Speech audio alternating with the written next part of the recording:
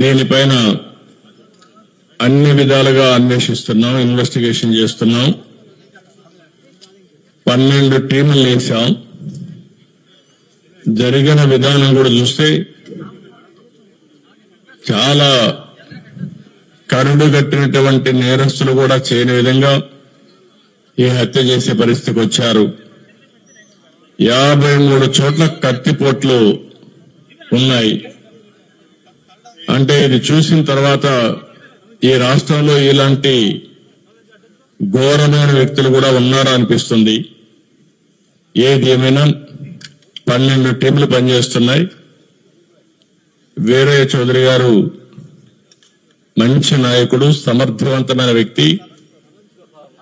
ఏదైతే యువగణం అప్పుడైతే 100 రోజులు లోకేష్ గారితో కూడా తిరిగారు.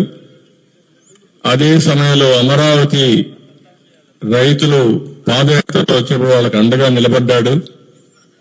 అంతేకాకుండా పార్టీకి ఒక మంచి నాయకుడిగా, సమర్థవంతమైన వ్యక్తిగా ఇక్కడ పనిచేశాడు. ఈ మండలంలోనే ఒక 10,000 ఓట్ల మెజార్టీ సాధించే పరిస్థితిలో ఉన్నాడంటే ఎంత మంచి నాయకుడు మనం అర్థం చేసుకోవాలి.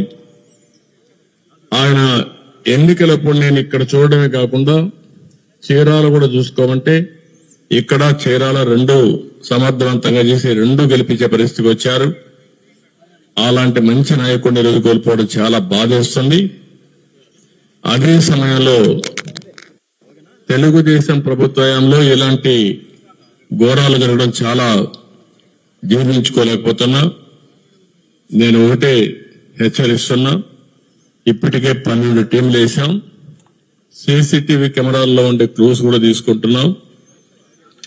కానీ చాలా మందికి ఒకటే విజ్ఞప్తి చేస్తున్నా, మీకేదైనా కానీ క్లూస్ దొరికితే ప్రజాహితం కోసం మీరు కూడా చెప్పండి. ఈ రోజు కాకపోయినా రేపైనా సరే ఎవరైతే ఇలాంటి తప్పుడు పనులు చేశారో వాళ్ళని పట్టుకోవడం 100% చేస్తాం. అది చేసే వరకు వదిలిపెట్టనని చెప్పి ఈ రోజు ఇక్కడ మీ అందరికీ తెలియజేస్తున్నా. కానీ ఒకటే హెచ్చరిక చేస్తున్నా, ఇలాంటి హత్యా రాజకీయాలు చేసే వ్యక్తులకు గాని, హత్యలు చేసే వ్యక్తులకు గాని ఒకటే హెచ్చరిక, ఇలాంటి తప్పుడు పనులు చేసిన మీరు కూడా చివరకు కాలగర్భంలో గడిచిపోతారు, గుర్తుపెట్టుకోమని హెచ్చరిస్తున్నా. అంతేకాకుండా ఈ విషయంలో చాలా స్పష్టంగా వాళ్ళ కుటుంబ సభ్యులు కూడా ఒక నమ్మకం ఇచ్చాను. వాళ్ళకి ఏమాత్రం కూడా భార్యను చూస్తే ఆవిడకి విషయాలు ఏమీ తెలియవు. అంటే రాజకీయాలు మాట్లాడలేదు, బయట జరిగే విషయాలు ఏం తెలియవు. బాబుని చూస్తే ఇంటర్మీడియట్ చేస్తున్నాడు. ఆయనకు కూడా ఎప్పుడు టైం ఇచ్చిన సందర్భాలు లేవు. కుటుంబ సభ్యులతో కూడా పెద్దగా విషయాలన్నీ కూడా చెప్పలేదు. అది కూడా వారికి చాలా వరకు విషయాలే తెలియవు. ఆయన మిత్రులు గాని కొంతమంది బంధువులుంటే వారిని అడిగాను, ఆయన దగ్గరుండే డ్రైవర్ని అడిగాను, అదే మరి ఆఫీసులో పనిచేసి అతను అడిగాం. నిన్న సంఘటన జరిగినప్పుడు ఆఫీసులో అతనితో ఉన్నటువంటి వ్యక్తి కూడా గట్టిగా అతని మెడ మీద కత్తి పెట్టి బెదిరించి యథేచ్ఛగా వీళ్ళు చేసే పరిస్థితికి వస్తే వాళ్ళని ఏమైనా గుర్తుపట్టగలుగుతామంటే ముసుగేసుకొని చేశారని చెప్పి అంటున్నారు. ఏదేమైనా వాళ్ళ పట్టుకొని తీరడమే కాదు, ఎవరైతే ఇంత ఘోరం చేశారో అలాంటి వ్యక్తులకు కఠిన శిక్ష వేసి, ఏదైతే వీరయ్య చౌదరి గారికి ఆత్మకు శాంతి కలగాలంటే అది ఒకటే మార్గం. మంచి నాయకుడు, సమర్థవంతమైన వ్యక్తి, ఇప్పుడిప్పుడే అంచెలంచెలుగా ఎదుగుతూ భవిష్యత్తు మంచి, మీరు చెప్పినట్టు ఒక పిలిస్తే పలికే నాయకుడు. ఎవరికి ఏ కష్టం వచ్చినా వాళ్లకు న్యాయం చేసే వరకు అధికార యంత్రాంగంతోనే కాకుండా కోర్టు కూడా వెళ్లి పరిష్కారం చేయడం కోసం అన్ని విధాల ప్రయత్నం చేశాడు, చేస్తూనే ఉన్నాడు. అదే ఎవరన్నా మీకు కూడా చెప్తున్నా, ఆయన శ్రేయోభిలాషులు అందరినీ కోరుతున్నా, మీ దగ్గర కూడా సమాచారం ఉంటే మీరు ఇవ్వండి. దుర్మార్గులు ఘోరంగా చేశారని భయపడితే మాత్రం ఇలాంటి దుర్మార్గుల్ని మనం వదిలిపెట్టినట్టు అవుతుంది. అలాంటి వ్యక్తులు భూమి మీద ఉండడానికి కూడా అర్హులు కాదు. అందుకే మిమ్మల్ని అందరినీ కోరుతున్నా, ఎవరిని వదిలిపెట్టను, గాలిస్తాం, ఇన్వెస్టిగేషన్ చేస్తాం. కడకు పట్టుకునే వరకు ఈ ఇన్వెస్టిగేషన్ కొనసాగుతుంది. ఈ టీములు కూడా కొనసాగుతాయి. ఎంత వాళ్ళు తెలివైన వాళ్ళు అనుకున్నా తప్పకుండా క్లూస్ వదిలిపెడతారు. వాళ్ళని పట్టుకొని కఠినంగా శిక్షిస్తామని మరొకసారి తెలియజేసుకుంటూ ఆ కుటుంబానికి అండగా ఉంటాం, అన్ని విధాలుగా ఆదుకుంటాం. భవిష్యత్తులో కూడా వాళ్ళు ఏమేం చేయాలో మా సొంత కుటుంబ సభ్యుల్ని ఏ విధంగా చూసుకుంటాం ఆ విధంగా చూసుకుంటామని కుటుంబ సభ్యులకు హామీ ఇస్తూ కార్యకర్తలందరికీ ఒకటే చెప్తున్నా, మీరందరూ కూడా అధైర్యపడద్దండి. పార్టీ కుటుంబ పెద్దగా నేను అండగా ఉంటా. ఇలాంటి దుర్మార్గులు కొంతమంది ఉన్నారు, నేర రాజకీయాలు చేసే పరిస్థితులు వస్తున్నాయి. నేర రాజకీయాలు చేసే వాళ్ళందరినీ తుదముట్టించే వరకు ఈ పోరాటం ఆగదు. రాష్ట్రంలో 5 సంవత్సరాలు మనం చూశాం. నేర చరిత్రకు మళ్లీ ఒకసారి శ్రీకారం చుట్టే పరిస్థితికి వచ్చారు. అక్కడి నుంచి ఇప్పుడిప్పుడే బయటపడే పరిస్థితి వస్తే అది తట్టుకోలేక, ఇలాంటి నాయకత్వాన్ని ఎదుర్కోలేక తప్పుడు పనులు చేసే పరిస్థితికి వస్తున్నారు.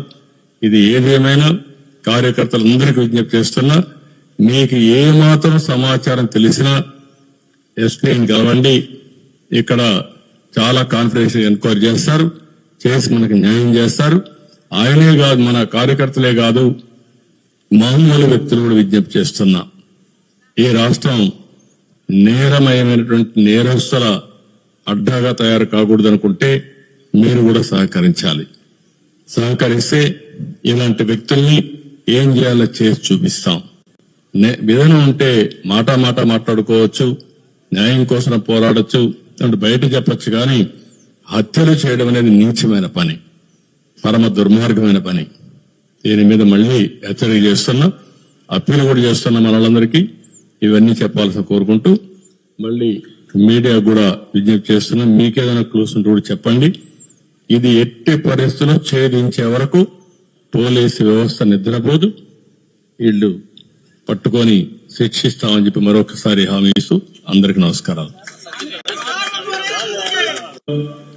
ఒక బయట వచ్చి చెప్పలేని వాళ్ళు ఎవరన్నా ఉంటే ఎస్పీ గారు టోల్ ఫ్రీ నెంబర్ ఇస్తారు, కాన్ఫిడెన్షియల్ నెంబర్ ఇస్తాం. ఆ నెంబర్కి గాని మీరు ఫోన్ చేసి మీకు తెలిసిన సమాచారం తీసుకుంటే మీ సోర్స్ ఆఫ్ ఇన్ఫర్మేషన్ కూడా బయట పెట్టకుండా మేము పట్టుకునే కార్యక్రమం చేస్తాం. దయచేసి వారికి కూడా విజ్ఞప్తి చేస్తున్నా, ఈ రోజు అనౌన్స్ చేస్తాం. ఎస్పీకి చెప్పి ఆ టోల్ ఫ్రీ నెంబర్ కూడా పబ్లిసిటీ ఇస్తాం, అనౌన్స్ చేస్తాం. నేను అన్ని కోణాల్లో ఆలోచిస్తున్నాను. రాజకీయ కోణం, ఇలాంటి వ్యాపారం, ఆయన ఎదుగుదల జీర్ణించుకోలేకుండా ఉంటే అలాంటివి అన్ని కోణాల్లో ఎగ్జామిన్ చేస్తాం. నేరస్తుల్ని అన్ని కోణాల్లో మనం చూస్తే తప్ప ఒకవేళ వీళ్ళే చేశారా లేకుంటే హైడ్ గుండాస్ అన్నది ఇచ్చారా, అలాంటి ప్రొఫెషనల్స్ అన్నది ఇచ్చారా అనే కోణం కూడా ఎగ్జామిన్ చేస్తున్నాం. ఏ కోణం కూడా వదిలిపెట్టాం.